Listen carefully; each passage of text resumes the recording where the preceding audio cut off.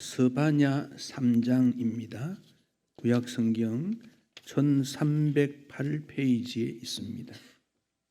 스바냐 3장 14절로 20절에 있는 말씀입니다.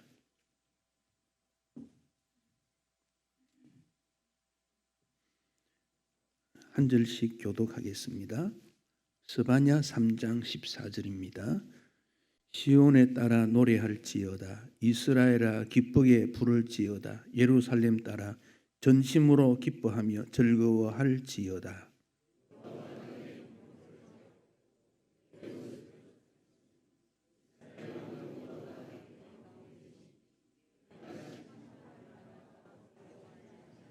그날에 사람이 예루살렘에 이르기를 두려워하지 말라. 시온아 네 손을 늘어뜨리지 말라.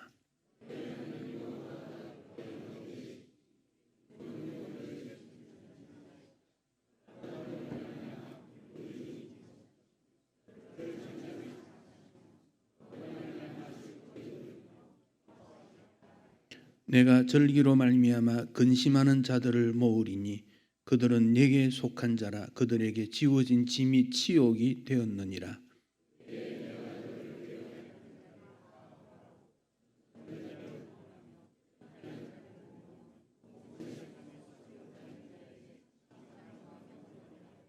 함께 읽습니다. 내가 그때에 너희를 이끌고 그때에 너희를 모을지라. 내가 너희 목전에서 너희의 사로잡힘을 돌이킬 때에 너희에게 천하 만민 가운데서 명성과 칭찬을 얻게 하리라. 여호와의 말이니라. 아멘. 2019년 성탄이 3일 남았습니다. 3일 후면 예수님 이 땅에 오신 성탄절을 기념하게 됩니다. 예수님이 12월 25일이냐 이런 질문을 하고 그건 잘못이다라고 표현하는 사람도 있습니다. 예수님이 이 땅에 오신 정확한 날은 알지 못합니다. 그러나 우리가 예수님이 오신 날을 그 날로 정하고 기념하는 것이지요.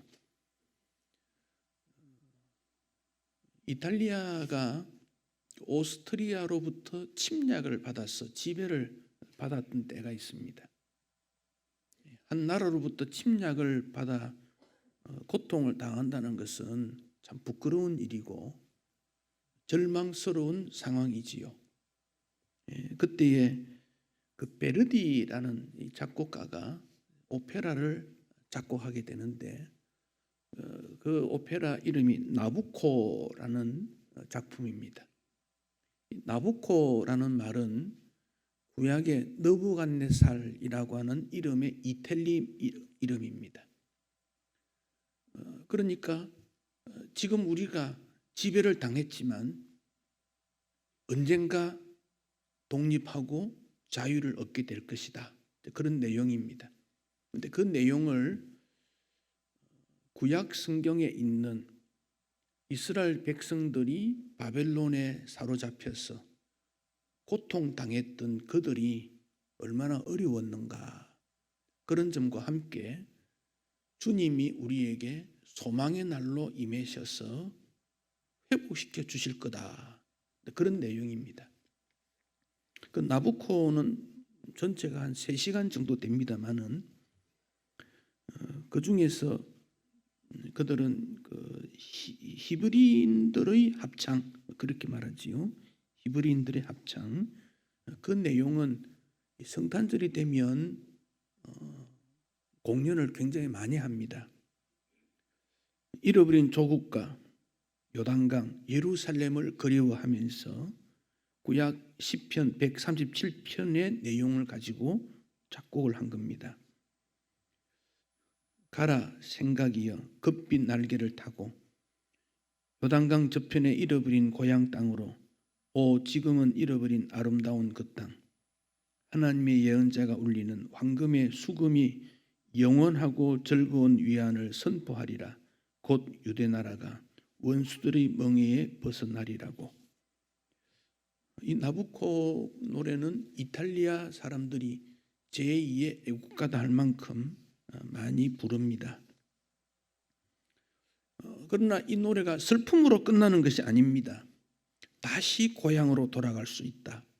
슬프지만 예루살렘 성전의 재건과 함께 장엄함이 묻혀져 있습니다. 조국의 독립을 꿈꾸었고, 그래서 이 노래가 이태리 사람들에게 가장 사랑받는 노래입니다. 그 부분 일부분을 우리가 이 시간에 잠시 한번 보면 좋겠습니다. 한 3분 50초 정도 되는 아주 짧게 잘란 곳인데 그 부분 우리 같이 한번 보는데, 여러분 보실 때 노래도 있지만 거기 나오는 사람 얼굴 표정 그걸 좀 유심히 보시면 좋겠어요. 같이 한번 보시겠습니다.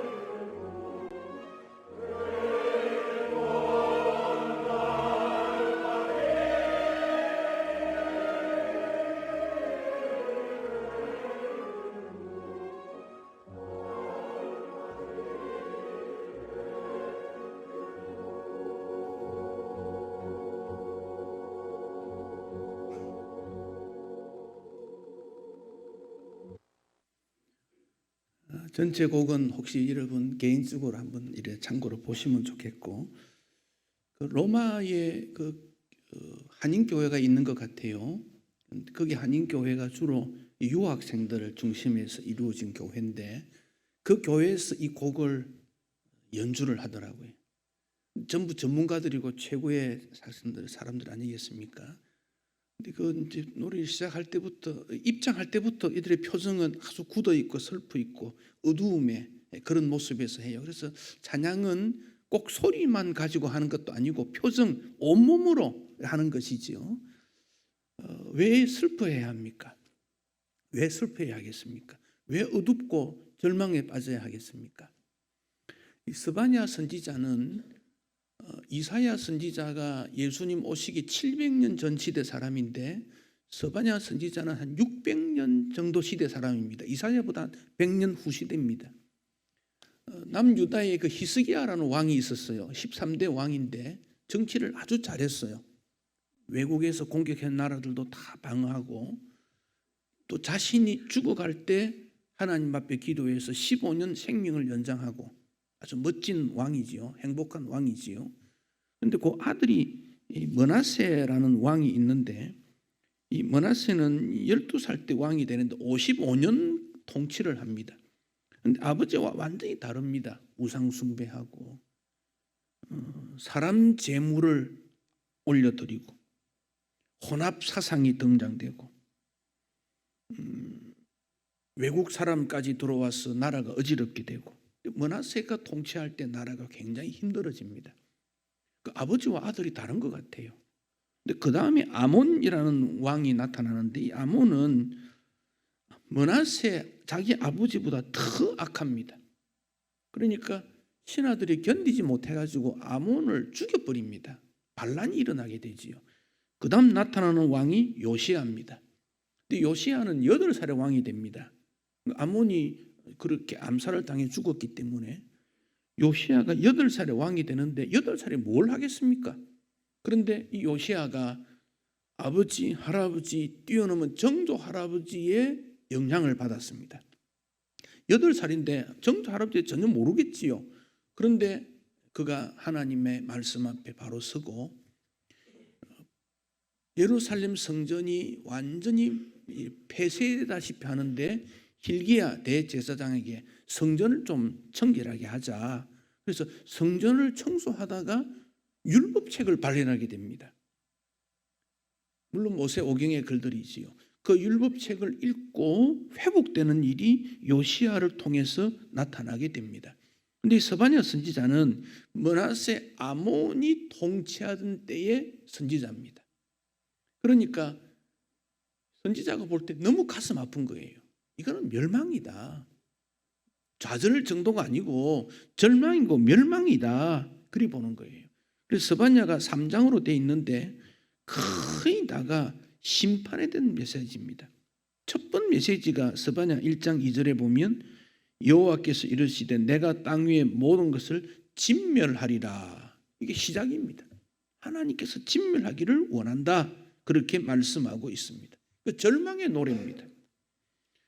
그런데 오늘 본문에 오면 14절에 시온의 딸, 이스라엘, 예루살렘 딸, 호칭을 그렇게 했습니다. 딸이라 불렀지요. 딸. 아마 부모가 아들을 대하고 딸을 대할 때 딸이라고 호칭하는 것은 뭔가 모르는 그 애정이나 또 연약성이나 그 애틋한 마음이 훨씬 더 포함되기 때문에 하나님께서 이스라엘을 딸이라 이리 호칭했습니다. 그렇게 호칭하면서 15절에 보면 형벌을 제거했다. 원수를 쫓아내었다.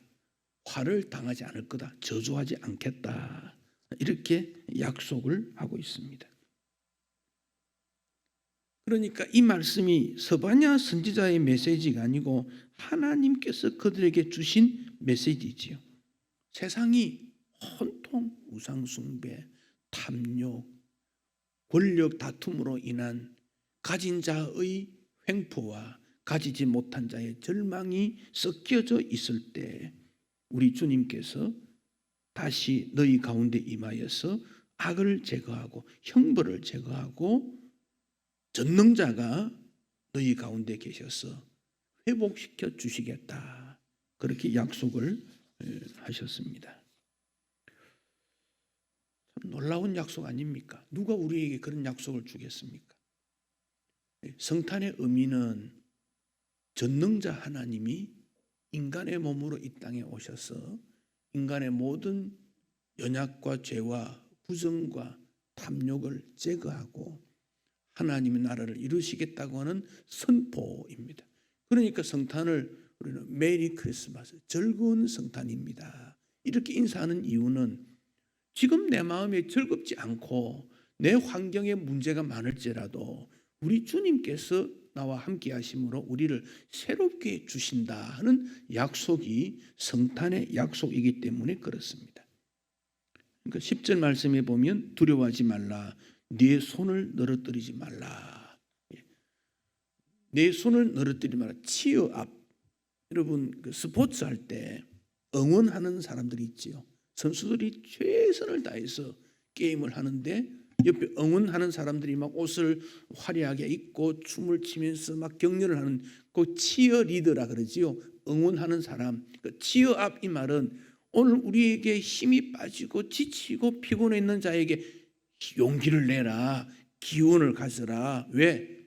전능하신 주님이 인생의 모든 문제를 해결하기 위해 이 땅에 오실 것이기 때문에 그러니까 성탄의 기쁨이라는 것은 이런 인간의 모든 문제들을 해결해 주는 그 시작점 선포를 다시 한번 회복하게 되는 것이 성탄이기 때문에 그렇습니다.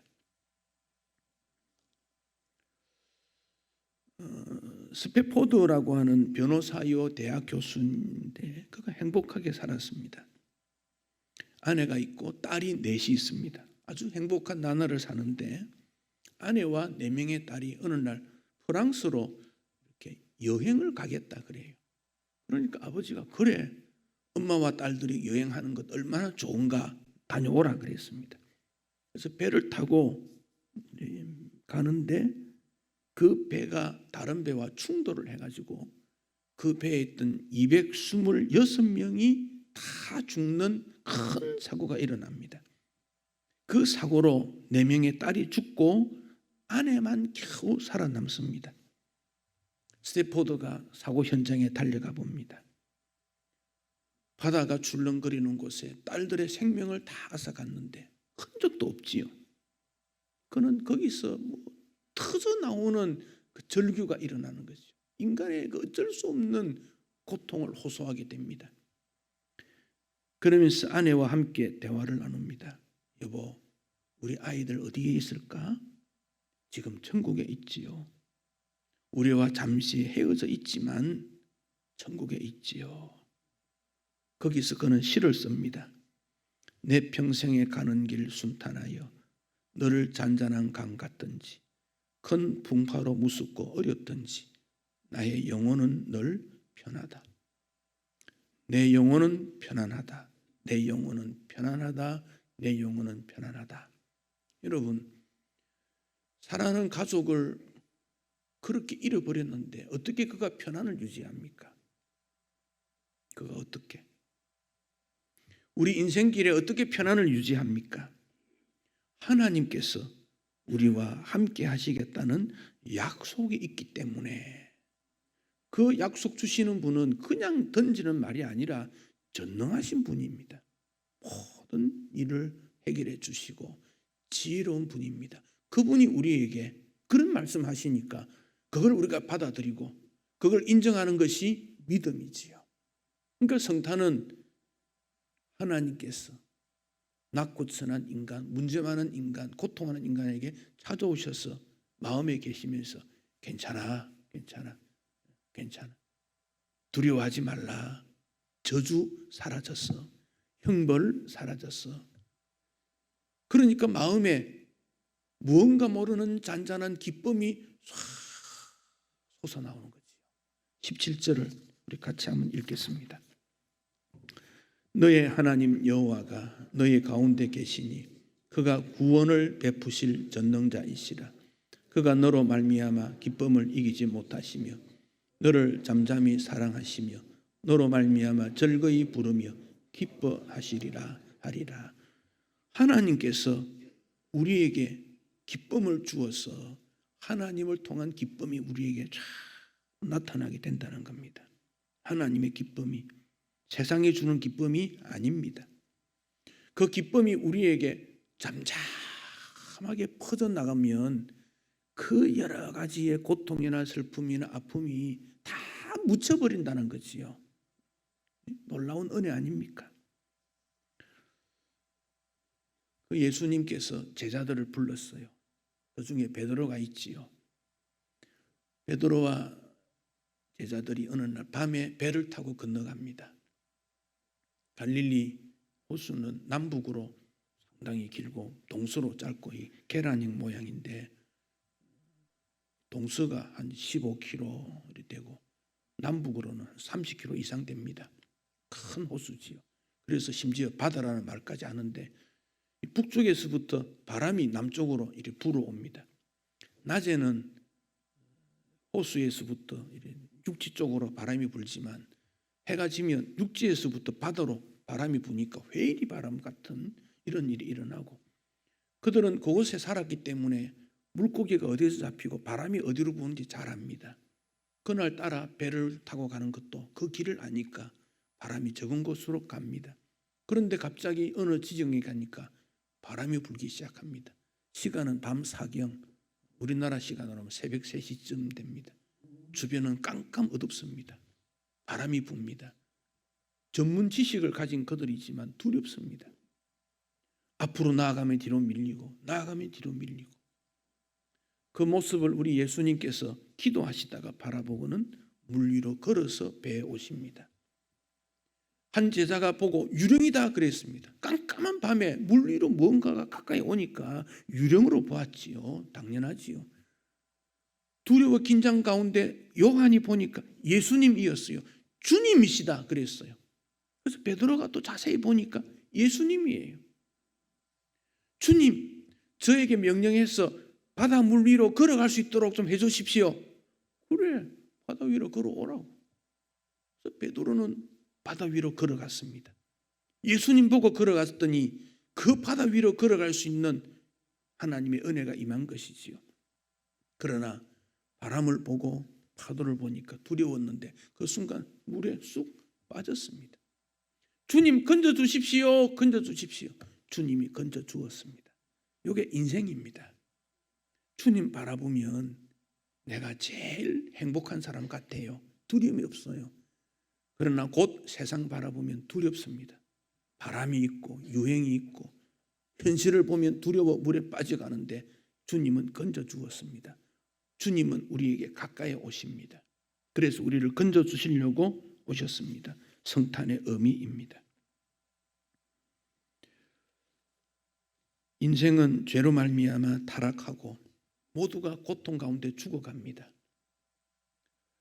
화가 있다. 저주라는 표현이 이미 창세기 3장에 나옵니다. 뱀에게 너는 저주를 받을 거다. 이미 그때 말씀하셨어요. 그래서 인간은 저주받은 인생이에요. 하는 것마다 안 되는 경우 있어요. 그런데 이 모든 일이 끝났다. 그래서 끝났다. 그러나 그 소식을 아직도 알지 못하고 두려워하는 자들이 우리 가운데 많이 있습니다.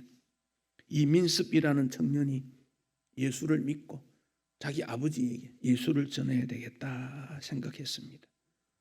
그런데 자기 아버지가 세상에서 살다 보니 상처가 너무 많이 있고 고통스러웠으니까 그가 노래를 지어서 아버지에게 들려줍니다. 당신은 사랑받기 위해 태어난 사람, 당신의 삶 속에 그 사랑 받고 있지요. 하나님의 사랑이 열매를 맺고 당신의 존재함으로 하나님이 얼마나 기뻐하는지 모릅니다. 당신은 사랑받기 위해 태어난 사람입니다. 이 곡은 전도를 위해 만들어진 곡이에요. 우리는 사랑받기 위해 태어났지만 예수 믿고 사랑 주는 사람으로 바뀐 그런 존재예요. 그러나 아직 이 땅에서는 하나님의 사랑을 받아야 될 많은 사람들이 여전히 곳곳에 남아 있습니다. 그들이 여러분의 가족일지도 몰라요. 여러분의 부모이고 자녀일지도 몰라요. 그들에게 예수님이 이 땅에 오셨다 알려줘야 돼요. 그러니까 천사들이 목자들에게 찾아갔지 않습니까?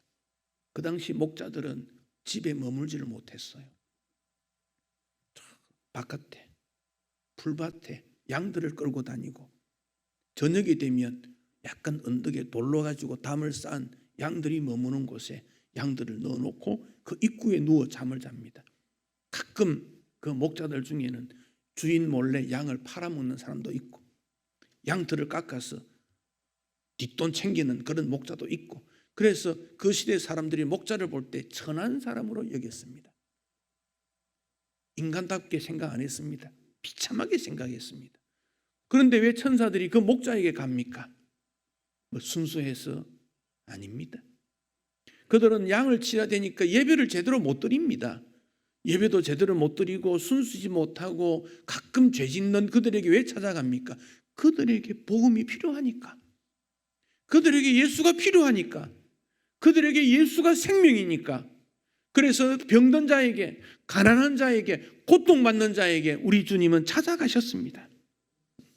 그리고는 말씀하십니다. 형벌을 제거했다. 원수를 쫓아내었다. 두려워하지 마라.